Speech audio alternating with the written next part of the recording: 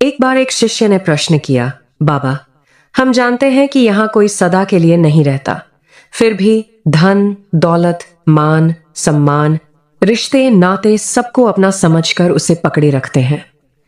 आखिर इसका राज क्या है और इससे कैसे पीछा छुड़ाया जा सकता है? मनुष्य का जीवन केवल जन्म, भोग और मृत्यु की एक साधारण यात्रा नहीं है। भारतीय आध्यात्मिक दर्शन के अनुसार यह आत्मा की उस अनंत यात्रा का एक पड़ाव है जिसका अंतिम लक्ष्य है प्रकृति के बंधनों से पूर्ण मुक्ति। यही मुक्ति मोक्ष है और इसी की प्राप्ति के लिए साधना का मार्ग बताया गया है।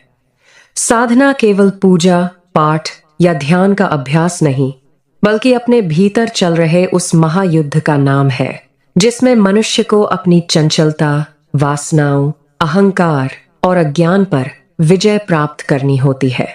दर्शन कहता है कि मनुष्य का मन प्रकृति के प्रभाव से निरंतर चंचल बना रहता है। यही चंचलता उसे बाहरी संसार की वस्तुओं, इच्छाओं और मोह में बांध देती है।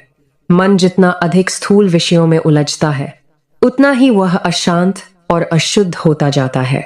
साधना का उद्देश्य इस अशांत मन को स्थूलता से हटाकर सूक्ष्मता की ओर ले जाना है। जब मन धीरे धीरे बाहरी आकर्षणों से हटकर भीतर की चेतना में स्थिर होने लगता है, तभी वास्तविक आध्यात्मिक यात्रा आरंभ होती है।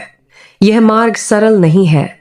जब कोई साधक साधना प्रारंभ करता है, तब उसके जीवन में अनेक बाधाएं आने लगती हैं, परंतु आध्यात्मिक दृष्टि से ये बाधाएं पतन के नहीं, बल्कि प्रगति के संकेत हैं। साधना का एक अत्यंत महत्वपूर्ण पक्ष है अहंकार का विसर्जन।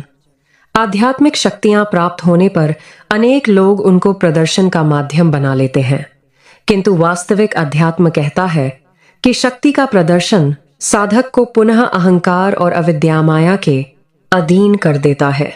इस मार्ग में गुरु का महत्व भी अत्यंत गहरा है। जिस प्रकार अंधकार में भटका हुआ व्यक्ति बिना मार्गदर्शक के सही दिशा नहीं पा सकता, उसी प्रकार साधना का सूक्ष्म मार्ग भी सद्गुरु के बिना पूर्ण नहीं होता। किंतु केवल गुरु मिल जाने से मुक्ति नहीं मिलती।